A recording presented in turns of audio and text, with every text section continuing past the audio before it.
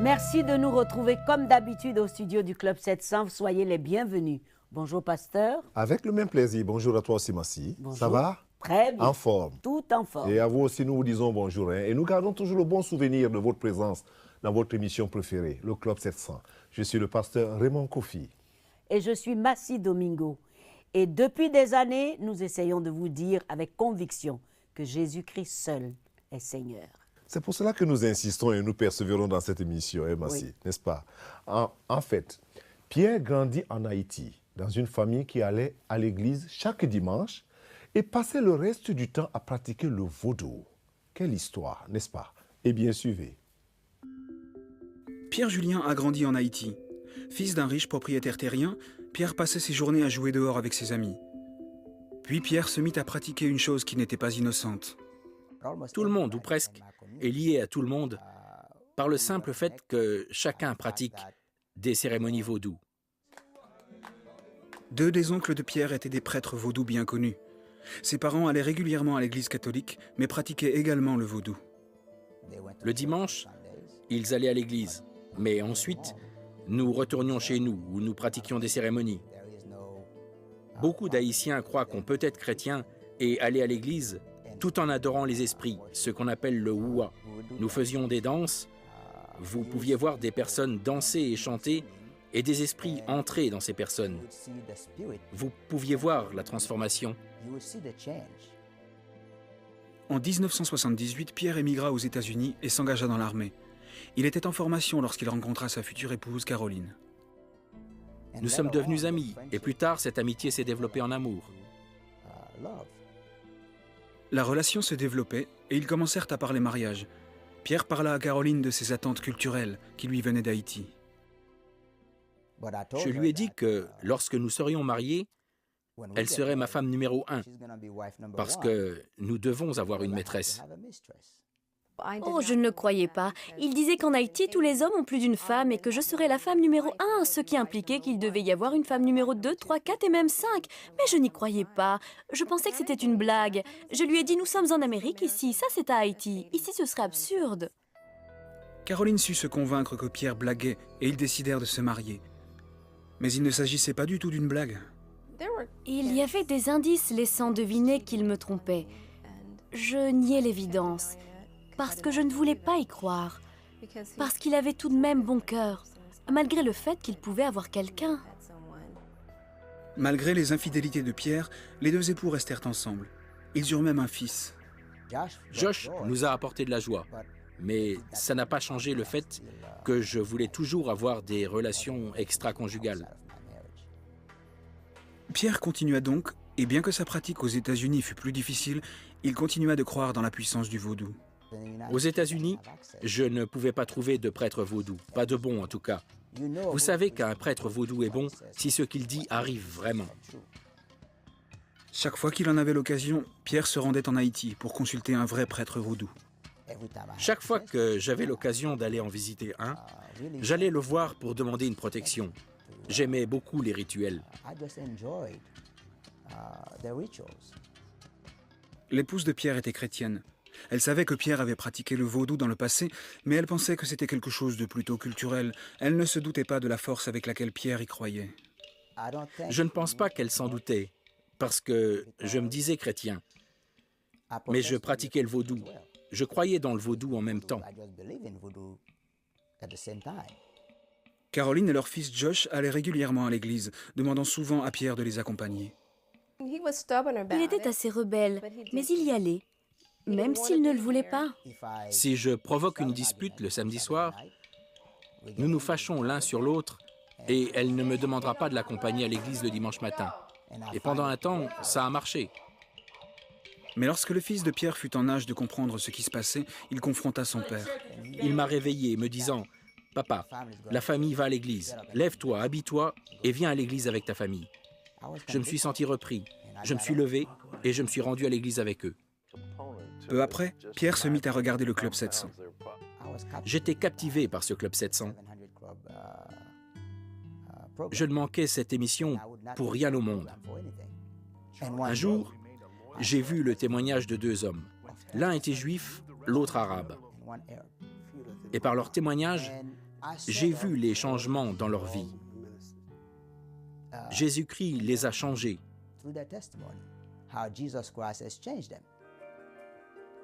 Et j'ai prié.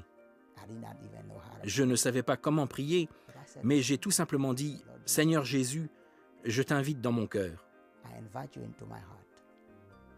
Je veux être changé comme tu as changé ces deux hommes. Je ne veux pas être un chrétien du dimanche matin. Tu connais ma vie.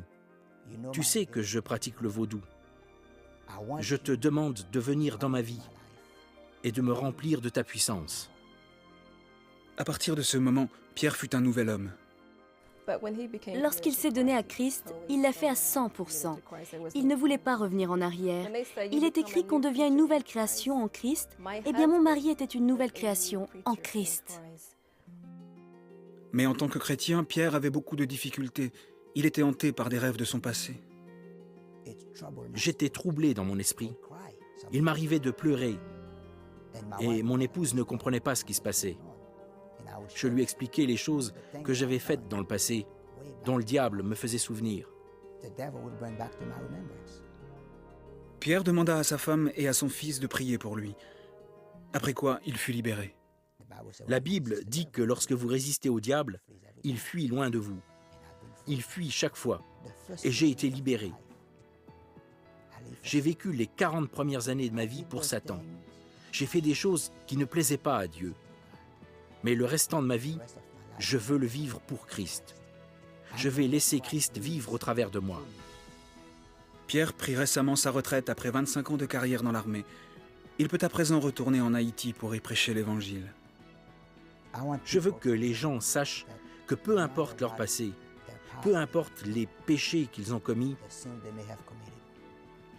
le sang de Jésus-Christ est suffisamment efficace et puissant pour les purifier. Vous vous rendez compte ce que Pierre a vécu? Tout ce vaudou. Vous savez, c'est très simple, mon ami. Si tu as vécu dans un environnement, dans une... Je vais reprendre, pardon. Lénie, reviens au début, s'il te plaît. Voilà. Voilà, c'est bon. Non, oh, tu es trop descendu. Non, Lénie. Voilà, merci.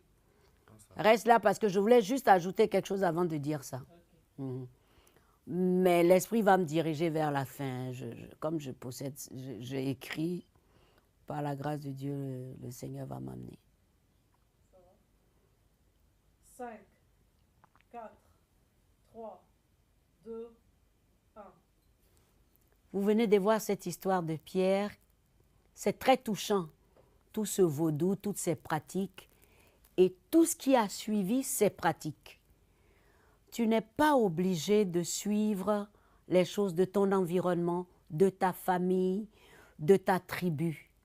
Quel que soit ce que tu as vécu, cela ne doit pas déterminer ta destinée. Parce que ta destinée se trouve dans les mains d'un seul, Dieu Tout-Puissant.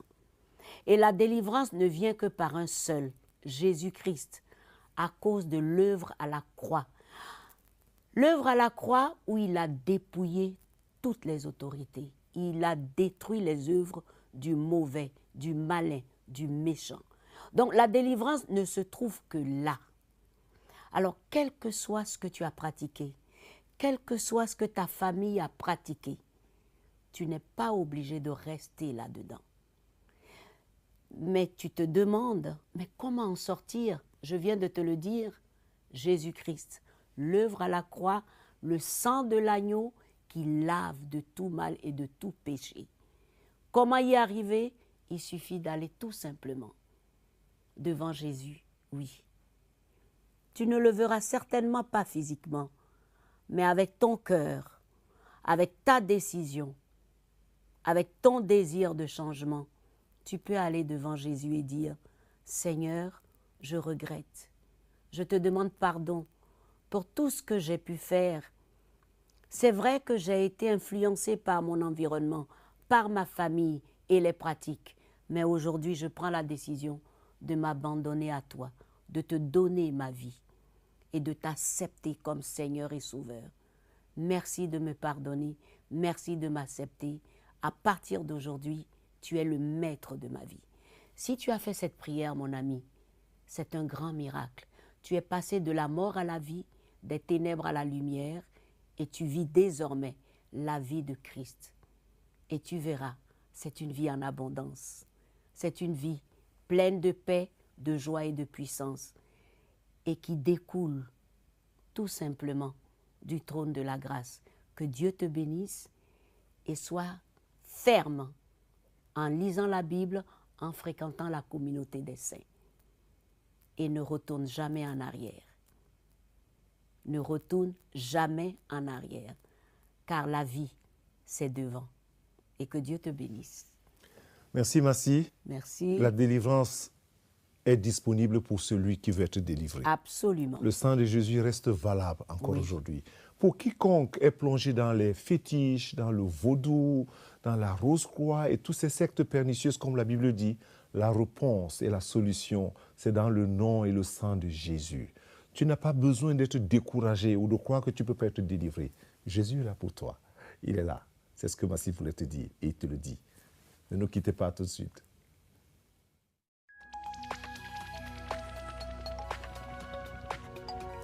Si vous avez des questions spirituelles, des besoins de prière ou même si vous avez besoin de conseils, n'hésitez pas à nous contacter aujourd'hui à cette adresse ou au numéro suivant. Nos conseillers sont là pour vous aider. N'oubliez pas, nous sommes là pour vous.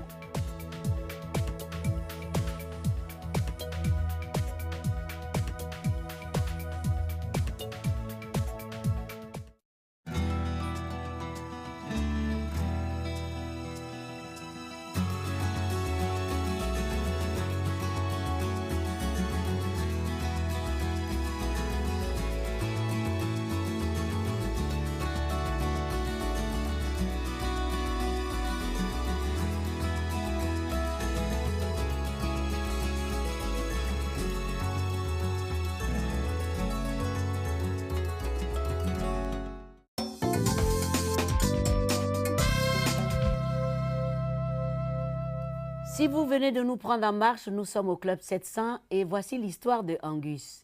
Il ressentait dans son cœur un grand vide, un vide qu'il n'arrivait pas à combler.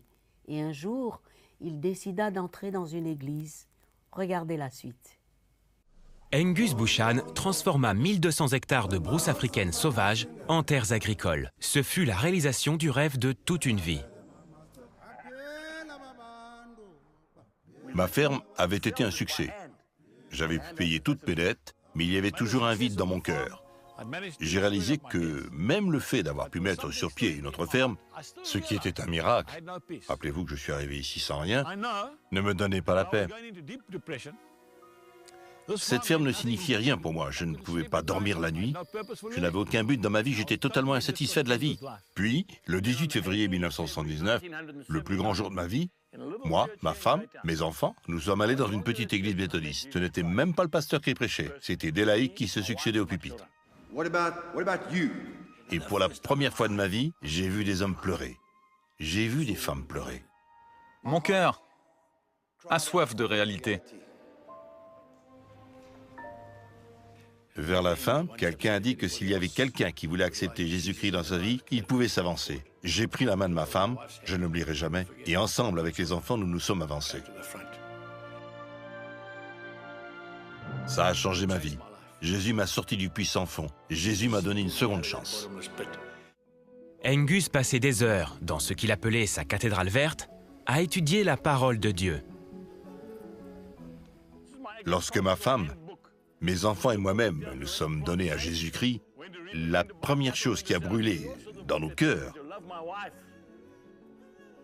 pas seulement dans le mien, mais en chacun de nous, c'était une passion pour parler de Jésus aux autres. C'est le livre de la vie. Angus prêchait partout où des gens voulaient l'écouter et vit Dieu faire des miracles. Il récolta des moissons abondantes malgré des périodes de sécheresse intenses. Une récolte de maïs décimée par la grêle sembla ressusciter après 3 jours. Lorsqu'un incendie menaça sa ferme, Angus cria à Dieu et un orage que personne n'avait annoncé éteignit les flammes. Cependant, même Angus n'était pas préparé pour le plus grand miracle qu'il devait encore voir. La parole de Dieu dit, commencez à Jérusalem, puis la Judée, la Samarie, les extrémités de la terre. Je peux vous dire avec fierté et humilité qu'actuellement nous atteignons les extrémités de la terre. Mais Jérusalem, c'est dans notre ferme. Angus se mit à prêcher à ses hommes sur les 1200 hectares de ses terres. Une nuit en plein été, nous avons eu une grande tempête tropicale. Mais il m'avait semblé entendre des cris au loin. J'ai ouvert ma fenêtre et j'ai vu tout un groupe de femmes zoulous avec des couvertures pour se protéger de la pluie torrentielle. Je suis sorti pour leur demander ce qu'il se passait. La foudre était tombée sur leur hutte. La foudre s'était abattue sur leur hutte et avait renversé tout le monde. Mais il y avait une femme qui ne s'était pas relevée. Elle ne se levait pas. Et les femmes disaient, je vous répète ce qu'elles m'ont dit. Elles m'ont dit qu'elle était morte. Ça m'a donné un grand coup. Lorsque je suis allé à la hutte, il y avait toujours des éclairs et du tonnerre, du vent et de la pluie. Et j'ai dit aux femmes, faites sortir le corps et mettez-le dans la camionnette. Je vais l'emmener à l'hôpital.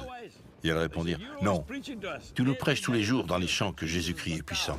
Nous voulons voir ton Jésus en action, maintenant. Je suis entré dans la hutte avec précaution et c'était terrible. Sur un côté, il y avait le corps et un drap avait été mis dessus. Je me suis avancé, j'ai mis la main sur le corps et j'ai prié avec toute ma foi. Au nom de Jésus, lève-toi.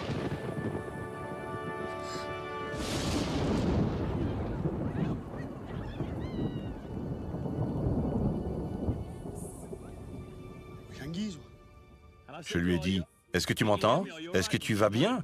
Elle fit oui de la tête. Elles étaient toutes folles de joie. C'était merveilleux. Elles étaient en deuil et l'instant d'après, elles ne pouvaient pas en croire leurs yeux. La femme restait debout et je lui ai demandé si elle allait bien. Elle a dit oui.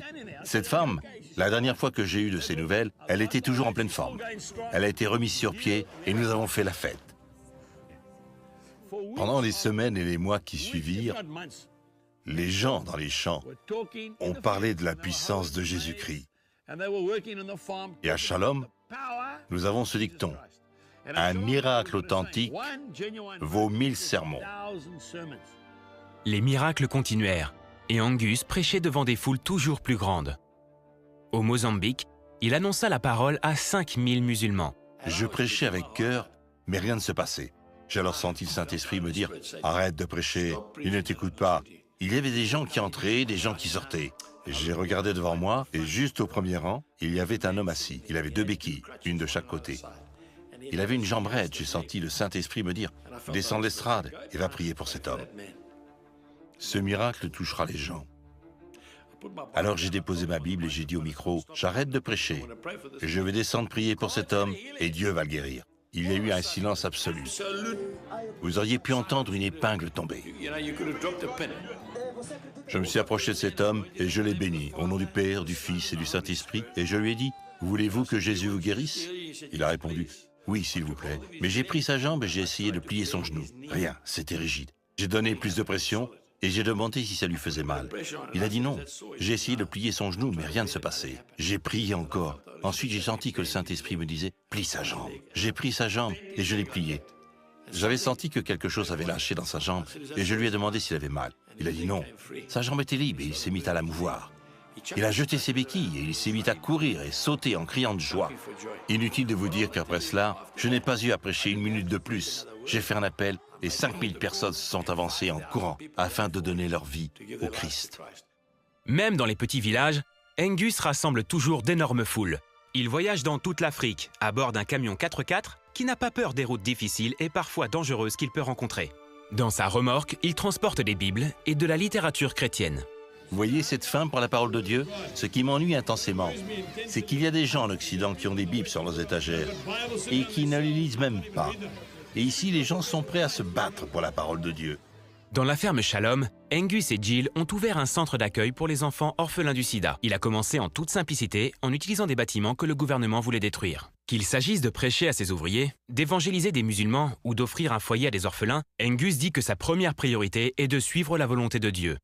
Le Seigneur a tant fait pour moi. Il m'a sorti du trou où j'étais. Il m'a donné une seconde chance. Il a restauré ma vie. Le moins que je puisse faire, c'est de lui obéir. Au travers de son obéissance, Angus a vu Dieu changer la vie de milliers de personnes. Si vous regardez certains dans les yeux, ils n'ont pas d'espoir. Ils n'ont aucun but à leur vie. Ils ne font qu'exister. Mais si vous venez à nos campagnes, vous verrez qu'une fois qu'ils ont donné leur vie à Jésus, ils réalisent qu'ici, ce n'est pas la vie, mais la préparation de leur vie à venir. Et vous comprendrez pourquoi nous faisons tout cela. Vous verrez la joie. Vous verrez le soleil se coucher dans une boule de feu, la poussière s'élever. Vous verrez les enfants courir partout, marcher sur leurs mains, faire la roue, sauter et les gens chanter. On n'arrive pas à les faire rentrer chez eux le soir. La seule manière, c'est d'éteindre les lumières en coupant le générateur. Alors ils se dispersent et rentrent chez eux. Je dirais qu'il n'y a plus rien à craindre. Nous leur apportons l'espoir. Et l'espoir, ça s'écrit Jésus. Jésus-Christ. L'espoir est la lumière du monde. La peur d'oser. C'est après je l'appelle comme ça, hein, le message de Massi tout à l'heure pour encourager les gens. Alors je voudrais dire cela, la peur d'oser. On rend compte qu'une pauvre femme qui se trouvait dans des grandes difficultés pécuniaires avait eu la visite d'un homme bienveillant qui venait la voir pour lui venir en aide. Et il frappa à la porte de cette femme. Plusieurs fois, avec insistance même. Mais ne recevant pas de réponse, il en conclut qu'elle était sans doute absente et il s'en alla. Un peu plus tard, l'homme rencontra cette femme en route et lui parla de sa démarche et du désir qu'il avait inspiré. Et la femme de répondre en s'écriant « Ah, oh, monsieur, c'était vous, vraiment ?» Je le regrette, car j'ai cru que c'était le propriétaire de la maison qui venait réclamer le loyer. Et comme je n'avais pas la somme nécessaire, j'ai eu peur d'ouvrir la porte. Voilà. Vous voyez le résultat. Elle a eu peur d'ouvrir. Aujourd'hui encore, comme hier, des milliers de personnes, hommes et femmes, agissent de cette manière, comme cette femme. Le bienfaiteur était devant sa porte et elle n'a pas ouvert. Pourquoi? Elle avait peur. Aujourd'hui encore, les gens pensent que lorsque Dieu frappe à la porte de leur cœur, il vient exiger quelque chose. Mais c'est une grave erreur, car Dieu vient au contraire pour donner et non pour réclamer. Le paiement de cette dette, non, elle a été payée. Le paiement de ma dette, de ta dette, a été payé par Jésus sur la croix. Il a souvent frappé avec insistance, avec amour et attend depuis longtemps. Personne ne veut ouvrir. Est-ce que tu veux ouvrir? Je voudrais t'inviter à prier avec moi en ce moment même. Parce que tu suis cette émission et te poses la question, est-ce que c'est possible? Je veux que tu pries et que tu pries avec sincérité. De dire, Seigneur Jésus, j'ai entendu souvent ta voix. Et à la lumière de ces témoignages, j'entends encore ta voix. Tu me parles, Seigneur. Je voudrais te demander de me pardonner tous mes péchés. Tu les connais, mes péchés, et je les connais aussi. Pardonne-moi, Seigneur. Combien je regrette et combien je suis désolé. Je t'ouvre la porte de mon cœur maintenant. Viens dans ma vie. Change ma vie. Guéris-moi, Seigneur. Délivre-moi, Seigneur.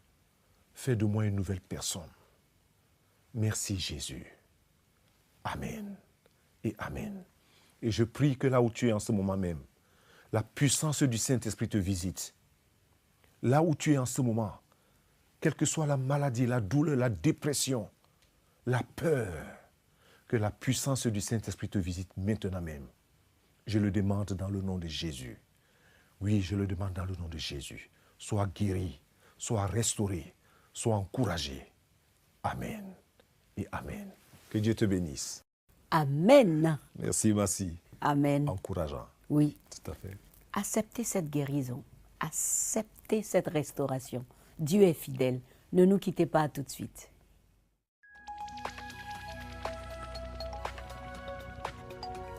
Si vous avez des questions spirituelles, des besoins de prière ou même si vous avez besoin de conseils, n'hésitez pas à nous contacter aujourd'hui à cette adresse ou au numéro suivant. Nos conseillers sont là pour vous aider. N'oubliez pas, nous sommes là pour vous.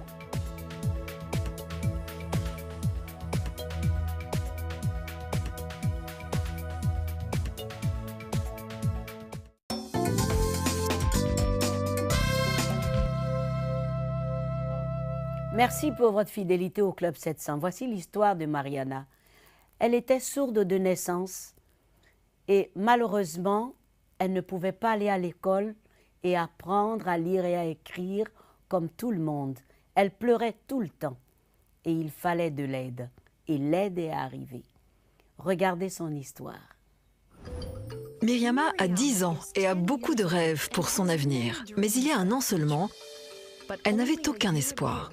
Meriama est née sourde. Et sa mère, ne pouvant pas s'occuper d'elle, la laissa chez sa grand-mère. Meriama pleurait toujours lorsque les autres enfants allaient à l'école et qu'elle devait rester à la maison. J'ai dépensé beaucoup d'argent pour qu'elle puisse aller dans une école spécialisée. Mais elle n'y a rien appris. Ce n'était pas facile à l'école normale. Et je ne faisais que copier les autres sans rien comprendre. Ça me rendait très triste. Puis sa grand-mère entendit parler d'une école pour malentendants soutenue par Orphans Promise. Elle y inscrivit immédiatement. Là, Meriama a appris à lire et à écrire et à utiliser la langue des signes. Elle a beaucoup d'amis dans cette école et nous a même montré quelques pas de danse lorsque nous lui avons rendu visite. Meriama n'est dans cette école que depuis 1 an, mais elle excelle magnifiquement. Nous sommes dans la seule école pour malentendants du Sénégal. En venant ici, elle acquiert une bonne éducation et elle apprend à communiquer. Cela va changer sa vie à jamais. Le professeur de Meriama trouve à peine croyable tous les progrès accomplis en si peu de temps. Meriama est une très bonne élève. Elle aime écouter et apprendre tout ce qu'elle peut. Je sais qu'elle va très bien réussir dans la vie. Meriama est très heureuse dans sa nouvelle école. Elle est bonne élève et travaille dur. Grâce à cette école et au soutien d'Orphans Promise, Meriama peut s'épanouir avec des compétences qu'elle ignorait posséder. Et elle peut s'accrocher à un grand rêve. Quand je serai plus grande, je voudrais participer à un concours de beauté et devenir Miss Sénégal. J'aime vraiment mon école. Merci Orphans Promise pour toute votre aide. Gloire à Jésus, parce qu'avec Orphan Promise, c'est-à-dire l'aide aux orphelins à travers le monde entier, Mariana a pu aller à l'école, apprendre à écrire. Quel bonheur! Soyez toujours attentifs à ces choses-là. Et puis faites vos dons, vous rendrez le sourire à des milliers de personnes à travers le monde. Cette émission est terminée, pasteur. Nous allons fermer les portes du studio momentanément, mais continuez avec nous sur leclub700.tv. Allez aussi sur Facebook. L'adresse est là. Écrivez-nous, posez des questions et n'oubliez surtout pas de regarder encore des témoignages et de lire la parole de Dieu. La puissance et la force. Jésus vous aime. Retrouvez-nous la semaine prochaine ou à très bientôt. Au revoir. Avec tout le plaisir, Massi. Oui. Et vous aussi, nous vous disons au revoir. Que Dieu vous bénisse.